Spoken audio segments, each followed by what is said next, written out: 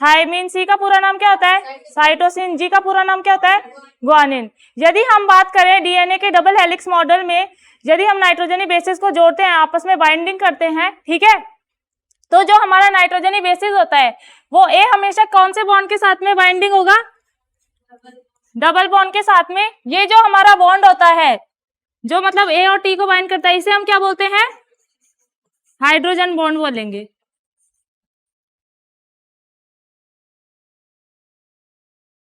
ठीक है, और ए और टी यानी कि ये दोनों जो हमारे नाइट्रोजनी बेसिस है ये हमेशा डबल बॉन्ड के साथ में बाइंड होंगे। ठीक है, ऐसे ही हम बात करते हैं किसकी, सी और जी की। ठीक है, तो सी और जी जो हमारा होता है वो हमेशा ट्रिपल बॉन्ड के साथ में बाउंडेड होता है, और इसके बीच में भी पाया जाने वाला बॉन्ड हमारा कौन सा बॉन्ड कहलाएगा, हाइड्रोजन बॉन्ड कहलाएगा। इतना हम लोगों ने पढ़ लिया था। उसके बाद में हमने किसकी बात की थी, किसकी बात की थी अभिषेक, हाँ, डीएनए की लेंथ इक्वलाई में, तो जो हमारी डीएनए की लेंथ इक्वलाई बैक्टीरिया में होती है वो कितनी होती है,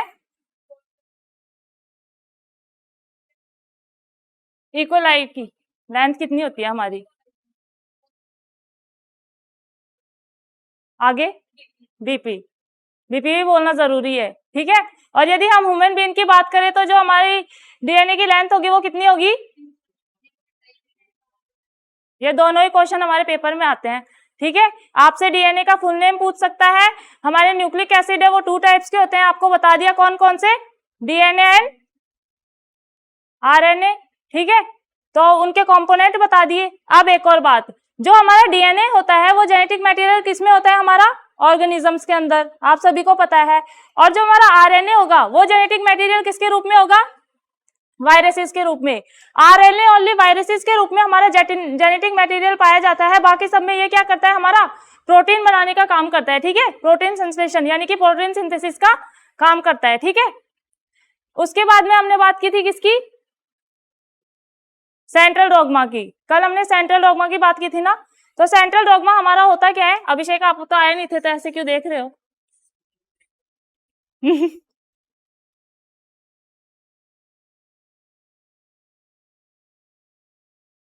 सेंट्रल डॉगमा, सेंट्रल डॉगमा हमारी एक प्रोसेस है जिसमें हमारा क्या होता है, डीएनए से आरएनए में मतलब कि क्या जाती है, हमारी इंफॉर्मेशन जाती है, और ये डीएनए से आरएनए में हमारे इंफॉर्मेशन का जाना हमारा क्या कहलाता है, ट्रांसक्रिप्शन कहलाता है। ठीक है, और फिर जो आरएनए है उससे मतलब कि प्रोटीन में इंफॉर्मेशन का जाना हमारा क्या कहलाएगा, ट्रांसलेशन कहलाएगा। तो डीएनए से आरएनए में इंफॉर्मेशन का जाना तथा आरएनए से प्रोटीन में इंफॉर्मेशन का जाना, हमारे ये टोटल प्रोसेस ही क्या कहलाएगी, सेंट्रल डॉगमा प्रोसेस कहलाएगी। इसको जो डिफाइन किया था सेंट्रल डॉगमा प्रोसेस को, वो क्या था, किसने, क्रिक। क्रिक हमारे साइंटिस्ट का नाम है, इन्होंने मतलब कि सेंट्रल डॉगमा प्रोसेस को बताया था। इसमें हमारा होता क्या है, जो फर्स्ट हमारा क्या होता है, डीएनए, डीएनए का पूरा नाम,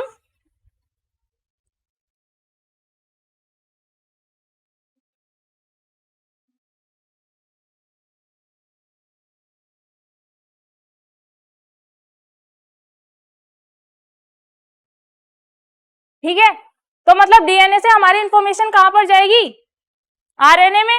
ठीक है, और आरएनए से मतलब कहां पर जाएगी, प्रोटीन्स में। डीएनए से आरएनए में इंफॉर्मेशन का जाना हमारा क्या कहलाता है, ट्रांसक्रिप्शन कहलाता है। ठीक है, और आरएनए से प्रोटीन में इंफॉर्मेशन का जाना हमारा क्या कहलाता है, ट्रांसलेशन कहलाता है। ये दोनों जो हमारी प्रोसेस है ये पेपर में पूछे जा सकती है।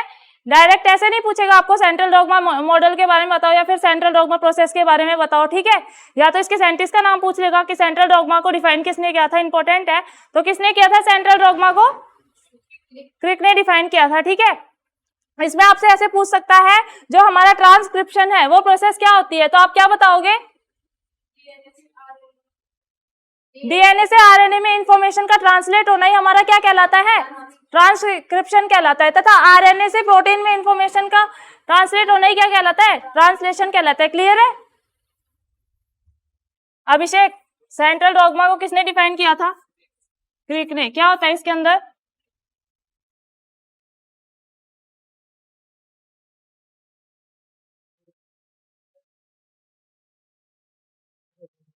क्या आरएनए से प्रोटीन में क्या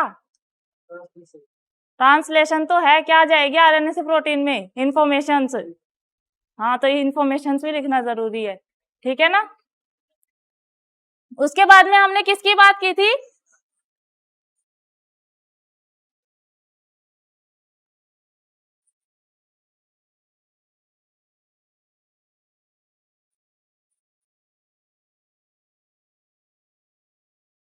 ट्रांसफॉर्मिंग प्रिंसिपल की। तो ट्रांसफॉर्मिंग प्रिंसिपल सबसे पहले तो हितेंद्र, ट्रांसफॉर्मिंग प्रिंसिपल हम मतलब कि क्या होता है? एक्सपेरिमेंट है। क्यों दिया गया था कि डीएनए जो हमारा जेनेटिक मटेरियल है डीएनए, उसके लिए मतलब कि किसने दिया था?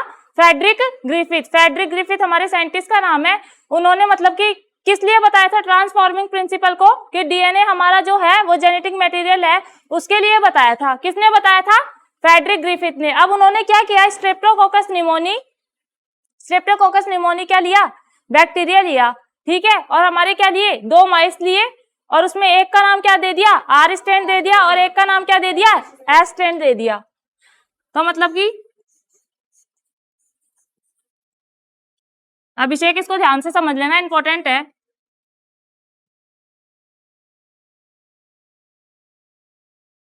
इसमें तो क्या आ जाएंगे? एस स्ट्रेन में तो माइस जो होगा हमारा होगा डाई होगा या लीव रहेगा? नहीं, हाँ,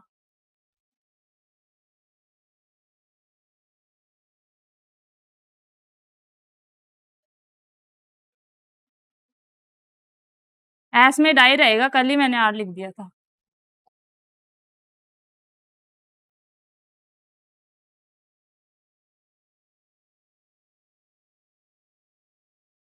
तो हमारा ट्रांसफॉर्मिंग प्रिंसिपल सबसे पहले तो लिया क्यों गया था? कि हमारा जो डीएनए है वो जेनेटिक मटेरियल है या फिर नहीं है, उसको मतलब कि डिफाइन करने के लिए हमारा क्या आया था? Transforming principle. इसको किसने बताया था, यानी कि किसने डिफाइन किया था? फ्रेडरिक ग्रिफिथ ने। अब उन्होंने क्या किया? हमारे 2 माइस लिए। माइस जानते हो, चूहा या फिर चूहिया? अभिषेक, ठीक है।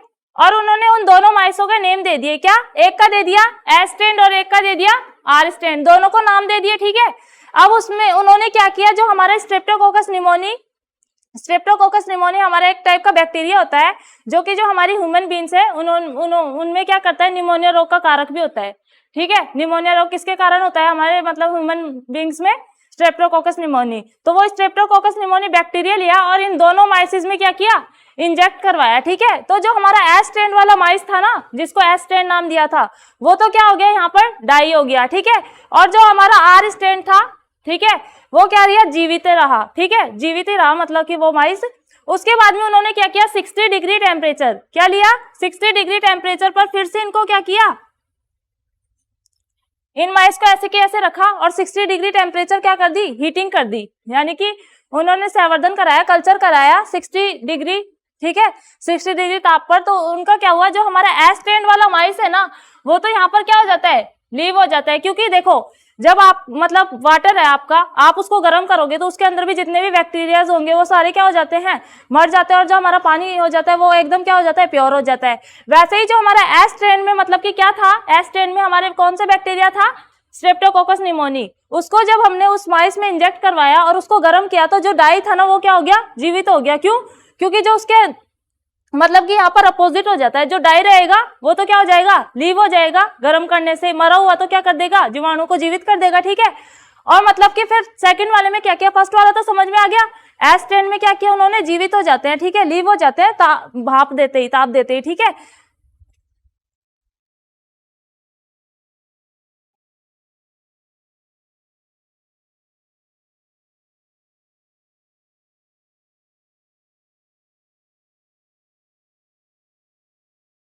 अब ये लीव क्यों हुए हैं भाई? हीटिंग की वजह से हुए हैं।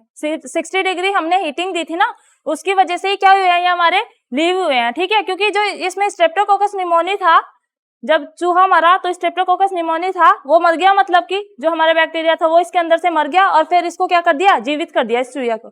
सेकंड में हमने क्या किया? इतना समझ में आ गया?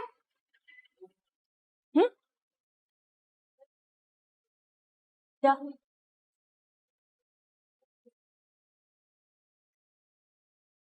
ये तो उसको मिटाने की क्या जरूरत है, रबी कर देते हैं तो नेक्स्ट पेज आए, नेक्स्ट ही है ना सर। और फिर एक में तो आपको बता दिया हमने 2 स्टैंड लिए थे, कौन कौन से बोलो, आर स्टैंड और एस स्टैंड दोनों को, आर स्टैंड और एस स्टैंड नाम हमने किसको दिया था, माइस को, ठीक है। और उनमें कौन सा बैक्टीरिया इंजेक्ट करवाया था, स्ट्रेप्टोकोकस निमोनी, ठीक है। स्ट्रेप्टोकोकस जो निमोनी हमारा बैक्टीरिया होता है वो मतलब कि क्या करता है, जो हमारे ह्यूमन बीन्स है, ठीक है, ह्यूमन बीन्स में भी क्या करता है, निमोनिया रोग का क्या होता है, कारक होता है, ठीक है। तो आपका एक क्वेश्चन ये भी बनता है, जो स्ट्रेप्टोकोकस जो आपका निमोनी है वो ह्यूमन बीन्स में क्या निमोनिया रोग का कारण होता है, ठीक है। तो मतलब कि उन्होंने आर स्टैंड और एस स्टैंड लिए, 2 माइस लिए, उनको नाम दे दिया, एक को क्या दे दिया एस स्टैंड और एक को आर स्टैंड, दोनों में मतलब कि स्ट्रेप्टोकोकस जो हमारा बैक्टीरिया है उसको क्या करवाया, इंजेक्ट करवा दिया। तो एक में एस स्टैंड है उसमें तो हमारा माइस है वो क्या हो जाता है, डाई हो जाता है, और एक में हमारा जो आर स्टैंड उसमें जो हमारा माइस रहता है वो क्या रहता है, लीव रहता है, ठीक है। उसके बाद में 60 डिग्री टेम्परेचर पर 60 डिग्री सेल्सियस मतलब कि हीटिंग दी, तो उसका अपोजिट होगा, जो हमारा एस स्ट्रैंड रहेगा, जो हमारा एस स्ट्रैंड रहेगा वो तो क्या रहेगा, लीव हो जाएगा। और सेकंड वाले में जो हमारा आर स्ट्रैंड था उसमें मतलब कि हमने क्या जोड़ा, आर एंड एस स्ट्रैंड दोनों को जोड़ दिया, 60 डिग्री टेम्परेचर करवाया, तो इसका क्या होगा, अब डाई हो जाएगा, जो हमारा माइस होगा वो क्या हो जाएगा, डाई हो जाएगा। अब डाई क्यों हुआ, जो हमारे फर्स्ट हम देख रहे थे 60 डिग्री टेम्परेचर से पहले, उसमें जो हमारा एस स्ट्रैंड था वो क्या था, डाई था, जो हमारा आर स्ट्रैंड था वो क्या था, लीव था। जब हमने 60 डिग्री टेम्परेचर इसको हीटिंग दी, ठीक है, तो ये लीव वाला था, ये तो क्या हो गया, मैंने बोला अपोजिट होगा, तो ये तो क्या हो गया, डाई हो गया, और ये क्या हो गया, लीव हो गया। लेकिन इनमें से दोनों तो जीवित नहीं है ना, ना तो दोनों जीवित है और ना दोनों मरे हुए हैं, तो मतलब कि यहाँ पर जो मरा हुआ बैक्टीरिया है ना उसके जो इन्फेक्शन है वो किस में आ जाएंगे, जीवित में भी आ जाएंगे, तो ये इसको भी क्या कर देगा, मार देगा। इसीलिए जो हमारा आर प्लस एस स्ट्रैंड है वहां पर क्या हो जाएंगे, ये डाई हो जाएंगे, ठीक है। तो ये आपका क्या था, ट्रांसफॉर्मिंग प्रिंसिपल, ठीक है, इंपॉर्टेंट है ये। एक तो आपके हर्षे और चेस का प्रयोग और एक ये, ठीक है। उसके बाद में हम बात करते हैं किसकी, आरएनए की। तो आरएनए हमारा होता क्या है, जेनेटिक मटेरियल होता है, किसमें होता है, वायरसेस में होता है। यदि हम आरएनए में भी बात करें तो आरएनए भी कितने कंपोनेंट से मिलकर बना होगा हमारा, 3 कंपोनेंट से मिलकर बना होगा, कौन कौन से, nitrogenous bases, pentose sugar and phosphate group. तो अब हम बात करते हैं किसकी, आरएनए की। इसमें आपका एक बचा है हर्षे और चेस का प्रयोग, वो बाद में बताएंगे, इंपॉर्टेंट है। तो आरएनए का यदि हम बात करें नेम की, तो आरएनए का पूरा नाम क्या होता है,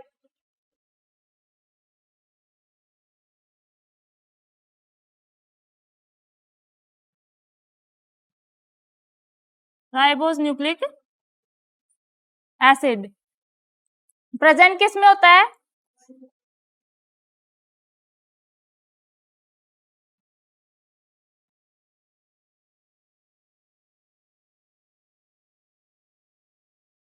प्रेजेंट इन वायरसेस।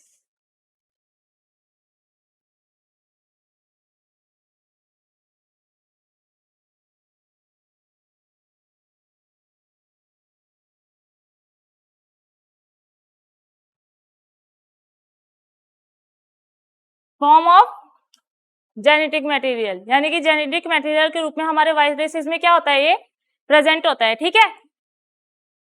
अब हम बात करते हैं, जैसे हमारे डीएनए में 3 कंपोनेंट्स होते हैं बनाने के लिए, कौन कौन से, nitrogenous bases, pentose sugar and phosphate group. उसी तरह जो हमारे आरएनए होते हैं उसमें भी ये 3 ही कंपोनेंट हो गए, ठीक है। कौन कौन से,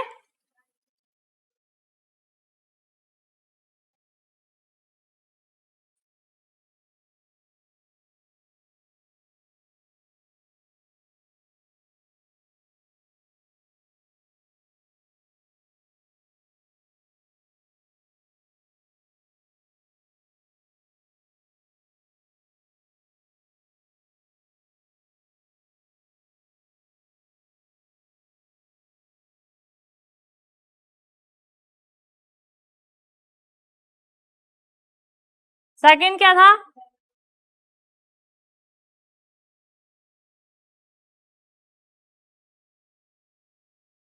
पेंटोस शुगर। पेंटोस शुगर का formula C5H10। Phosphate group. Phosphate group का फॉर्मूला बता अभिषेक। मैंने पूछा, जिससे पूछूंगी वो बताना।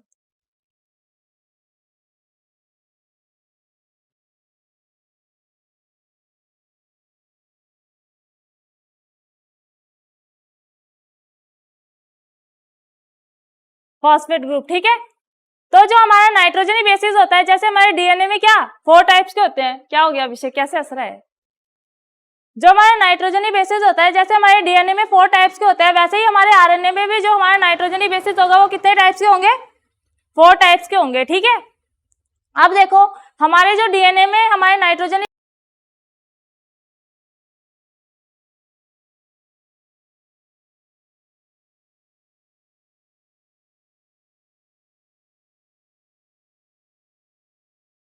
नेक्स्ट क्यों, इसमें मिटा देंगे।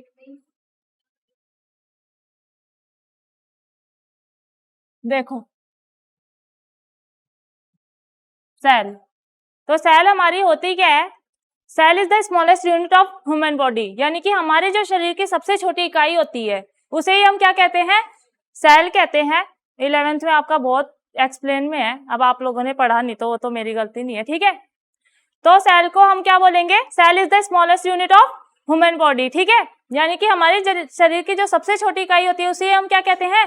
कोशिका कहते हैं। वो क्या करती है हमारे मतलब कि शरीर के अंदर, बॉडी के अंदर फंक्शनल और स्ट्रक्चरल यूनिट होती है, ठीक है, यानी कि संरचनात्मक और क्रियात्मक इकाई, ठीक है। तो यदि आपसे कोई पूछ ले कि सेल क्या है, तो cell is the smallest unit of human body.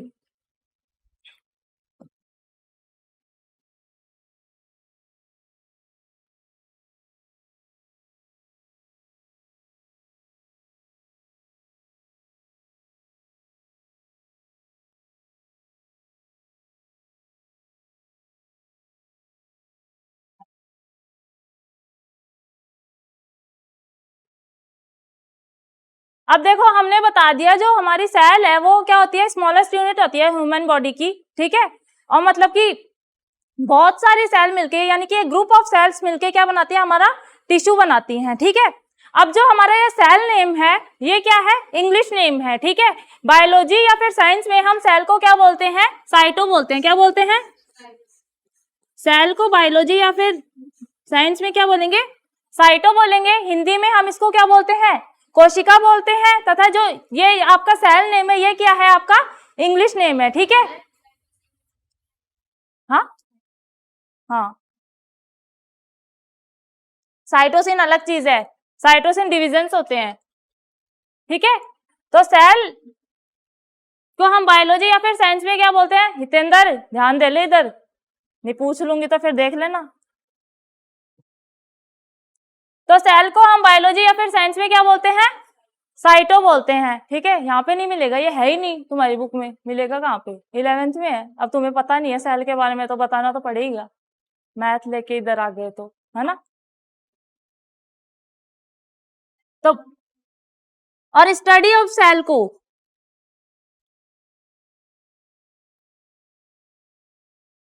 Study of cell को हम दो नेम बोल सकते हैं, या तो हम बोलेंगे क्या?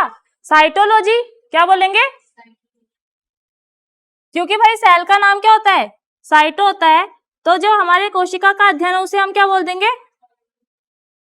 साइटोलॉजी बोल देंगे। या फिर क्या बोलेंगे? Cell biology. क्या बोलेंगे?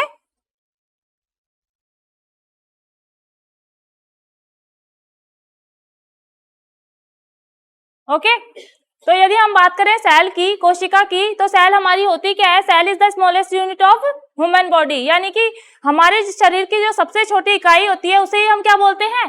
सेल बोलते हैं। सेल जो हमारा नेम है वो क्या है? इंग्लिश नेम है। मतलब कि बायोलॉजी या फिर साइंस में हम इसको क्या बोलेंगे? साइटो बोलेंगे। स्टडी ऑफ सेल की यदि हम बात करें, यानी कि कोशिका के अध्ययन की यदि हम बात करें, तो उसको हम क्या बोलते हैं? साइटोलॉजी या फिर सेल बायोलॉजी, ठीक है। क्लियर है इतना? उसके बाद में हम बात करते हैं किस, क्या हो गया?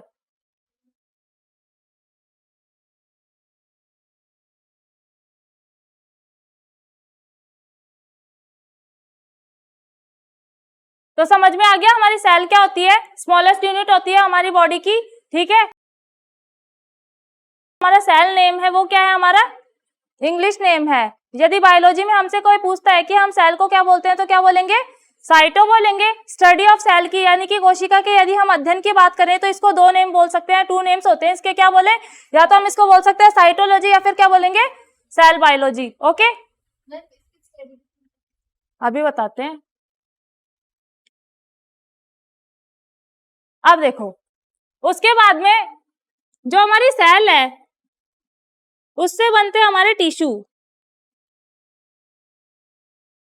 ओके, टिश्यू से हमारे बनेंगे ऑर्गन, और ऑर्गन से हमारी बनेगी ह्यूमन बॉडी भी बोल सकते हैं, ह्यूमन सिस्टम भी बोल सकते हैं। तो मैंने आपको बताया कि सेल जो हमारी होती है वो स्मॉलेस्ट यूनिट होती है किसकी, ह्यूमन बॉडी की।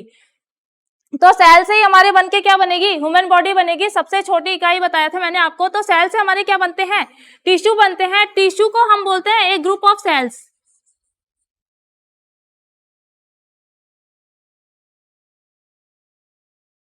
एक ग्रुप ऑफ सेल यानी कि बहुत सारी कोशिकाएं मिलके, बहुत सारी सेल्स मिलके क्या बना देती है, हमारे टिश्यू बना देती है। टिश्यू को हिंदी में हम बोलते हैं उत्तक। क्या बोलेंगे, उत्तक।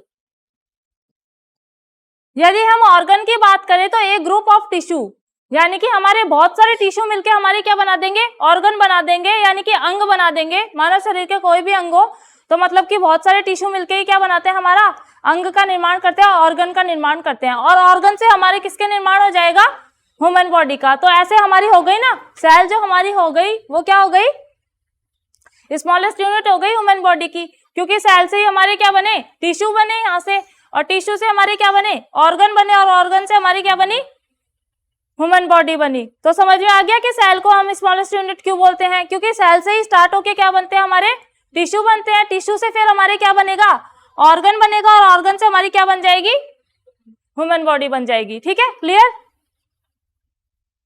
उसके बाद में हमारा आता है क्या, कि मतलब किसकी स्टडी।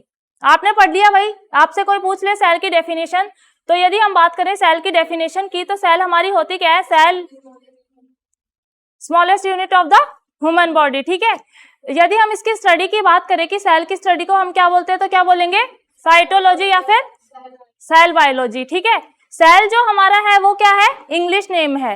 ये बायोलॉजी या फिर साइंस में हम सेल को क्या बोलेंगे, साइटो बोलेंगे। अब हम बात करते हैं जो स्टडी, यानी कि सेल की सबसे पहले स्टडी, इसको किसने देखा, किसने नहीं देखा। ठीक है, के बारे में किसने देखा, एंटोनी वॉन लीवेनहॉक ने।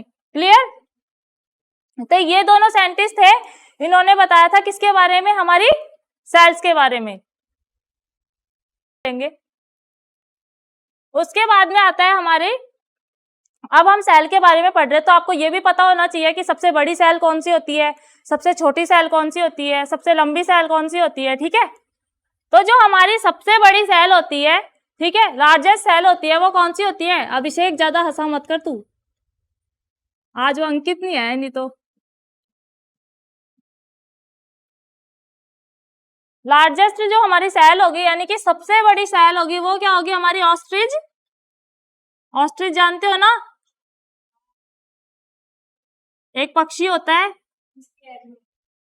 उसका जो अंडा होता है वो, उसकी जो कोशिका होती है वो सबसे बड़ी होती है। ठीक है, जो हमारी स्मॉलेस्ट सेल होगी,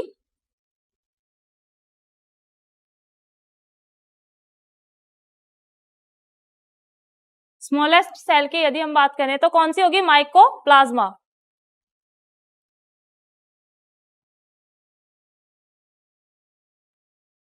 इसकी जो साइज होती है वो कितनी होती है नया,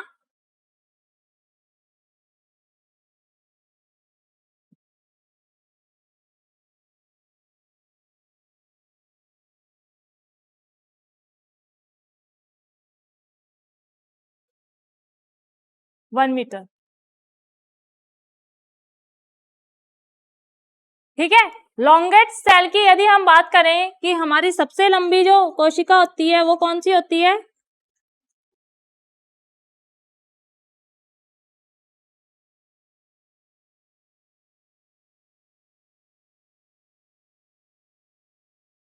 नर्व सेल। ठीक है, कोशिका होती है भाई, इस टाइप से मान सकते हो आप। ठीक है, सेल को अभी दिखा देंगे इसका डायग्राम भी। तो जो हमारी सेल होती है उसमें अलग अलग पार्ट्स होते हैं। ठीक है, बहुत सारे पार्ट्स से मिलकर मतलब हमारी कोशिका बनी होती है, वो अलग अलग पार्ट्स अलग अलग काम करते हैं। ठीक है, तो अब हम किसकी बात करेंगे? Parts of cell.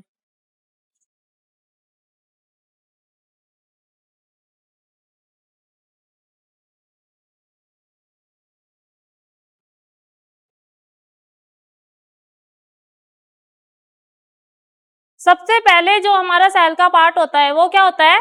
Cell wall, यानी कि कोशिका की बाहरी भित्ति, outer layer of the cell को ही हम क्या बोलते हैं? सेल वॉल बोलते हैं। जो हमारी सेल वॉल होगी वो हमारी किस में पाई जाएगी? प्लांट सेल में तो पाई जाती है और एनिमल सेल में एब्सेंट होती है। ठीक है, तो हमेशा याद रखना, यदि आपसे कोई पूछ ले, यदि आपसे बेसिक में हम बात करें तो जो हमारी सेल्स होती है वो 2 टाइप्स की होती है, एक हमारी होती है प्लांट सेल, एक हमारी होती है एनिमल सेल। ठीक है, तो प्लांट सेल में तो जो हमारी सेल वॉल होती है वो क्या होती है? प्रेजेंट होती है, और एनिमल सेल होता है उसमें हमारी सेल वॉल क्या होती है? प्रेजेंट, यानी कि एब्सेंट होती है, प्रेजेंट नहीं होती। ठीक है, यदि हम बात करें सेल वॉल की, तो सेल वॉल होती क्या है? सेल की आउटर लेयर, यानी कि सेल की बाहरी परत, कोशिका की बाहरी परत को ही हम क्या बोलते हैं? सेल वॉल बोलते हैं। बेसिक में यदि हम बात करें तो जो हमारी सेल वॉल है वो अलग अलग उसमें बनी होती है, जैसे फंगी में अलग, ठीक है, प्रोटिस्टा में अलग। लेकिन यदि हम बेसिक में बात करते हैं तो जो हमारी सेल वॉल होती है वो किसकी मेडअप होती है? सेलुलोज की बनी होती है। ठीक है, तो सेल वॉल की यदि हम बात करें तो सेल वॉल होती क्या है?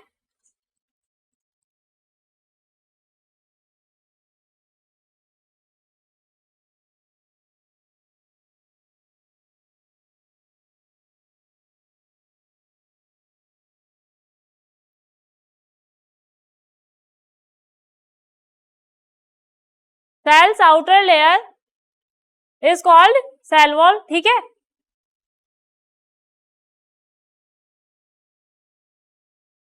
प्रेजेंट इन प्लांट सेल,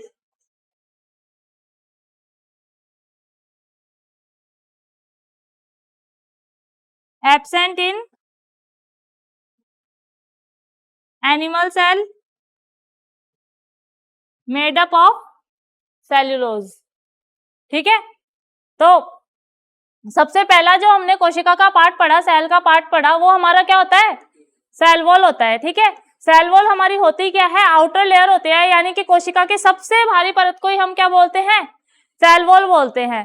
ठीक है, ये किसमें प्रेजेंट होती है? हमारी पादप कोशिका में तो पाई जाती है तथा जंतु कोशिका में नहीं पाई जाती। यदि हम इसके बात करें कि ये किसकी बनी होती है, मेडअप किसकी होती है, तो किसकी बनी होती है? ये सेलुलोज की बनी हुई होती है। ठीक है,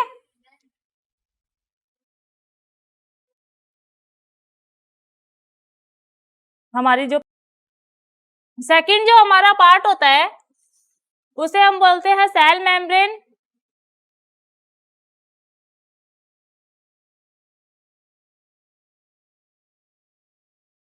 या फिर प्लाज्मा मेम्ब्रेन, एक और नाम है इसका।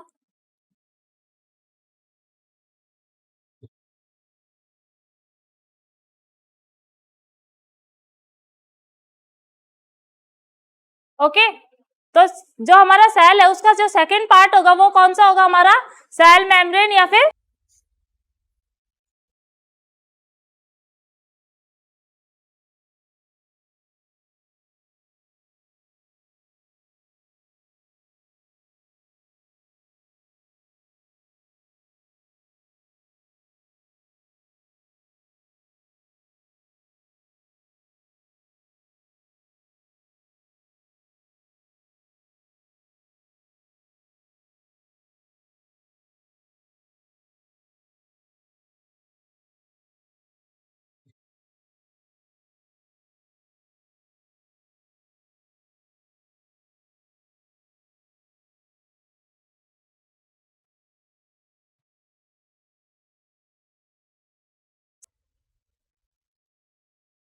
दो पार्ट पढ़ा दिए मैंने आपको अभी तक सेल के, दोनों याद होने चाहिए, अभी जब डायग्राम आएगा तो उसमें आएंगे। थर्ड जो हमारा पार्ट होता है उसे हम बोलते हैं क्या, गोल्जी बॉडी या फिर गोल्जी अप्रेंटस। ठीक है, एक इसका नाम होता है गोल्जी बॉडी, एक या फिर इसको हम बोल सकते हैं गोल्जी अप्रेंटस। ठीक है, इसको जो डिफाइन किया था वो किया था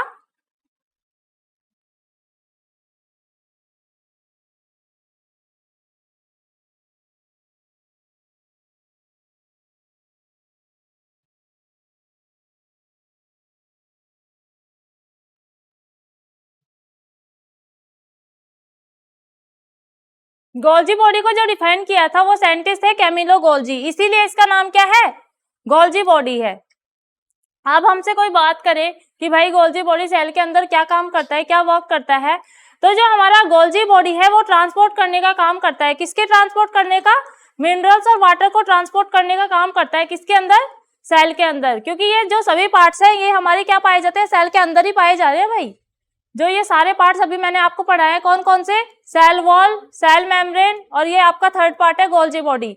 तो जो हमारा फर्स्ट पार्ट होगा सेल वॉल, वो तो हमारी सेल की आउटर लेयर हो जाएगी। ठीक है, तो ये इसका पार्ट बन गया। सेकंड जो हमारा पार्ट होगा वो एक टाइप की मेम्ब्रेन होती है जो कि किसके नीचे पाई जाती है, सेल वॉल के नीचे पाई जाती है, इनर लेयर होती है। ठीक है, सेल वॉल की। तो ये भी आपका क्या हो गया, सेल का पार्ट हो गया। थर्ड जो आपका पार्ट है वो कौन सा है आपका, गोल्जी बॉडी। तो सबसे पहले तो देखो इसका नाम गोल्जी बॉडी क्यों पड़ा, क्योंकि इसको डिफाइन किया था किसने, कैमिनो गोल्जी। कैमिनो गोल्जी हमारे साइंटिस्ट का नाम है, कैमिनो गोल्जी ने हमारी गोल्जी बॉडी को बताया था, इसीलिए इसका नाम क्या है, गोल्जी बॉडी है। यदि हम इसके वर्क की बात करें कि ये क्या काम करता है सेल के अंदर, तो ये ट्रांसपोर्ट करने का काम करता है। ठीक है, ट्रांसपोर्ट का मतलब परिवहन करने का, एक स्थान से दूसरे स्थान पर ले जाने का। ठीक है, ट्रांसपोर्ट करने का काम करता है। किसके ट्रांसपोर्ट,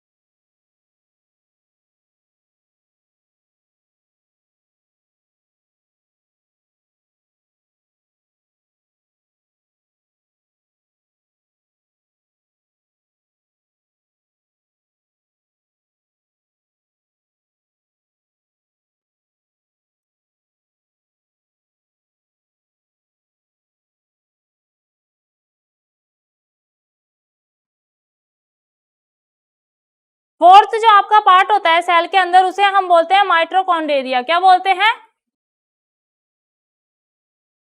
देखो यदि माइटोकॉन्ड्रिया को, इसको डायरेक्ट क्वेश्चन ऐसे नहीं पूछता माइटोकॉन्ड्रिया,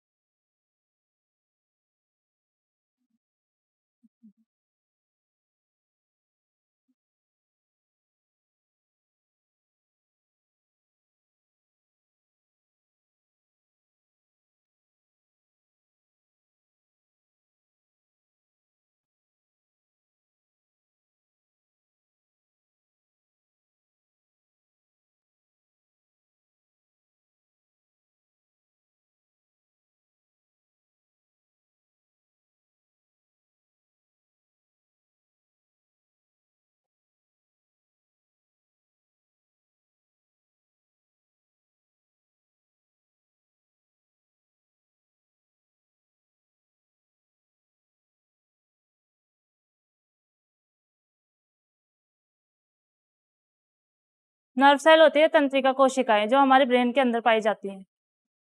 ओके।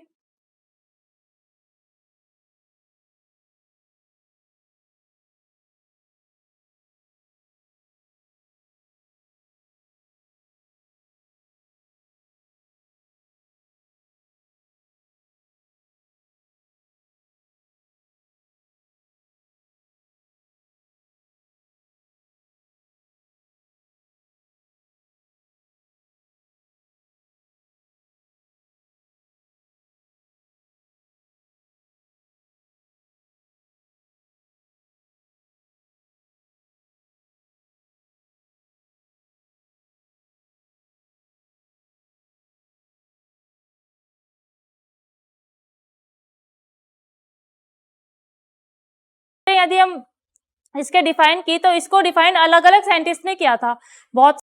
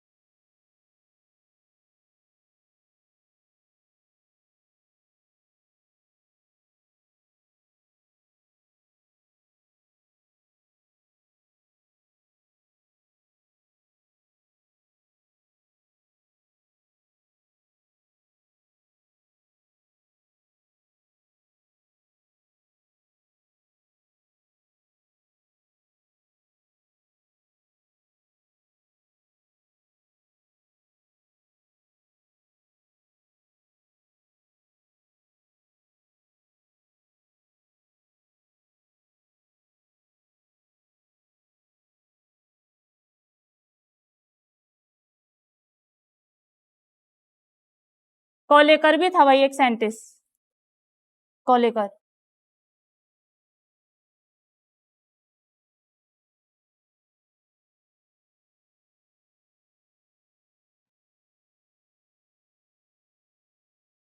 ठीक है, तो इन दोनों ने मतलब कि किसको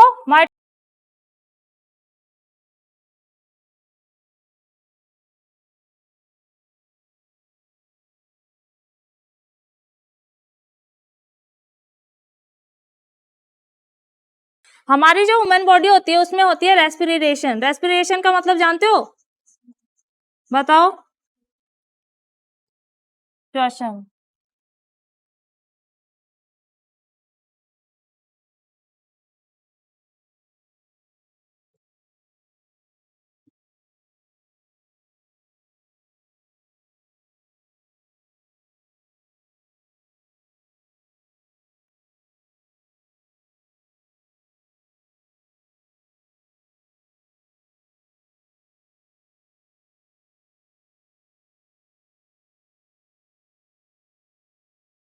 देखो, जो हमारा माइटोकॉन्ड्रिया है ना, उस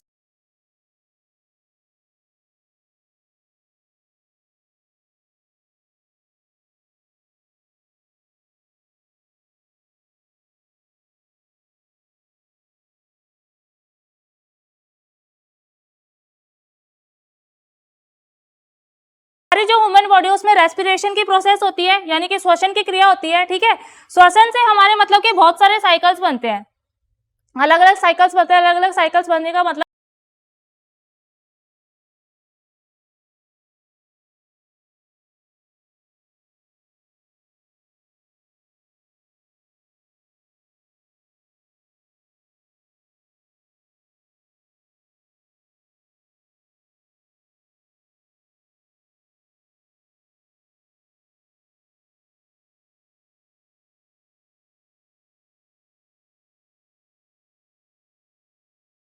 फास्फेट, एडिनोसिन ट्राइफॉस्फेट हमारी एक एनर्जी का रूप होता है।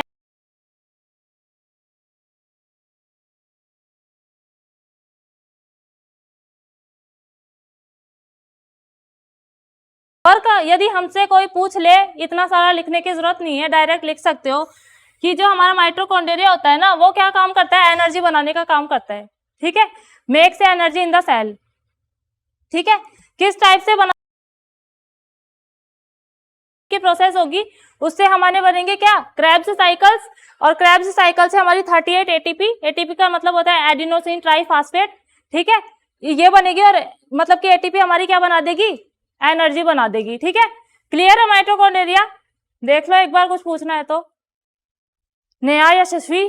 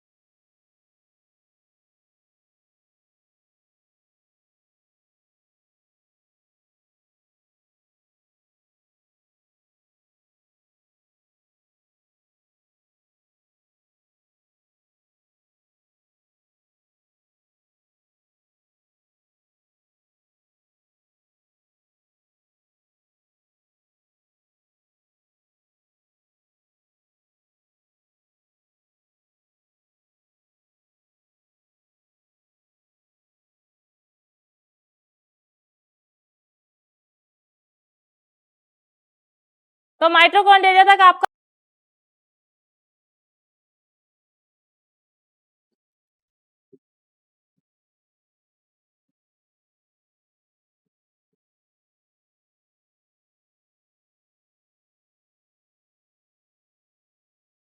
राइबोसोम्स। अभिषेक, सेल के हमने कौन कौन से पार्ट पढ़ लिए, नाम बताना।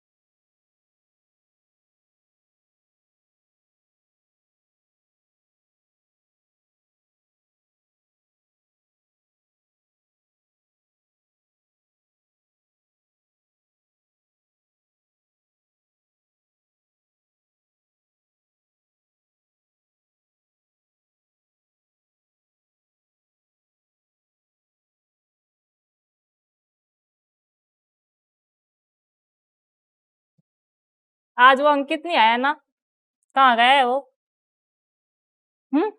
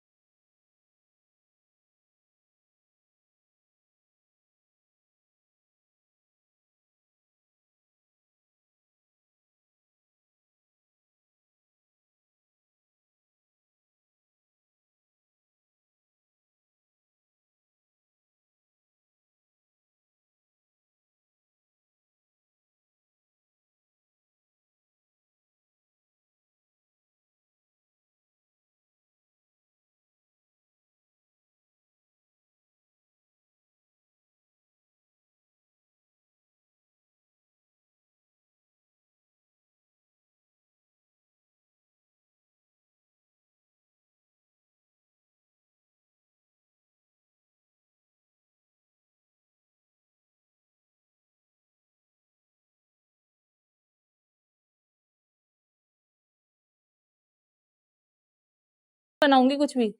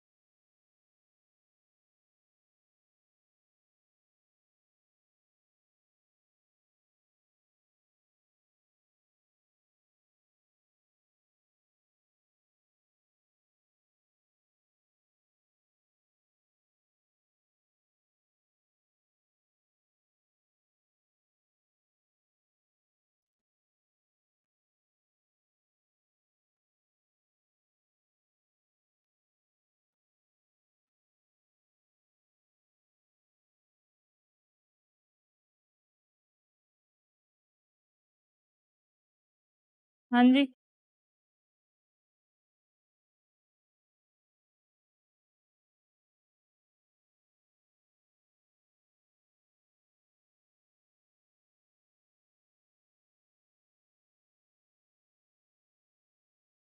राइबोसोम होता है, उसके 2 यूनिट्स में बांटा गया है, ठीक है, 2 इकाइयों में बांटा गया है। फर्स्ट जो हमारी यूनिट होती है उसे हम बोलते हैं एटीएस। क्या बोलेंगे? एटीएस। एस 8 है, 8 80 बोल रही हूँ ना। सेकेंड हमारा जो होता है उसे हम बोलते हैं 70s।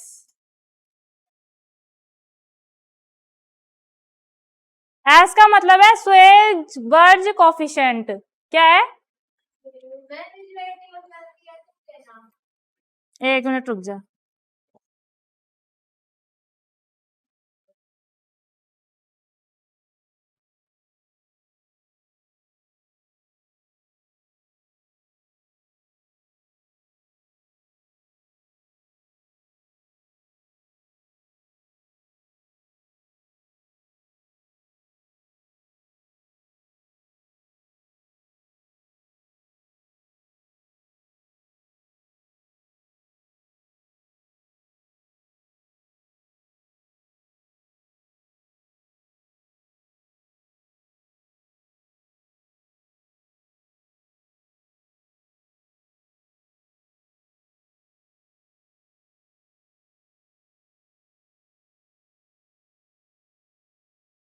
राइबोसोम है वो 2 यूनिट्स में डिवाइड किया।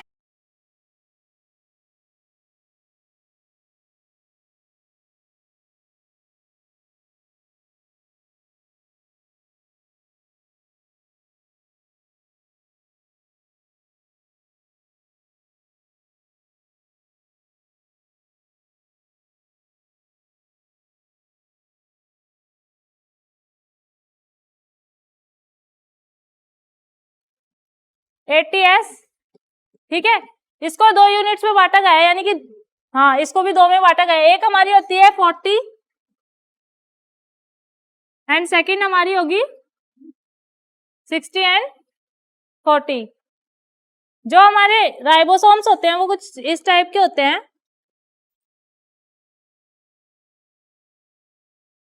ठीक है, राइबोसोम होंगे वो इस टाइप के होंगे हमारे।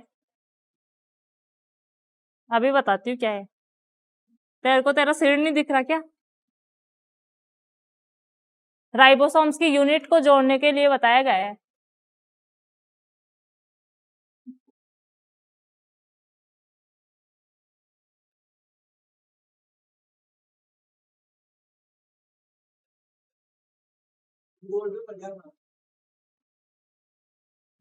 अभिषेक सीरियस हो जा, इधर देख ले तू।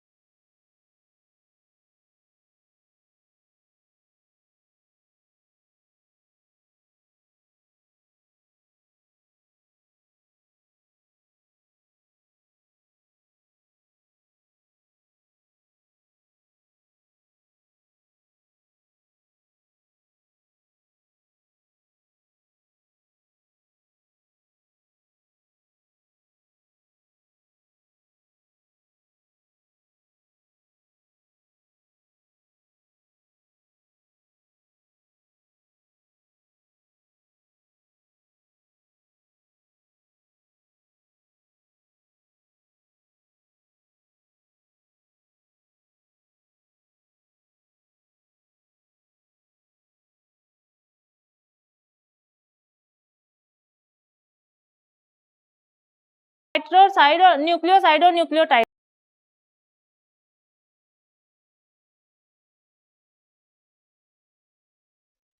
दोनों में क्या अंतर है?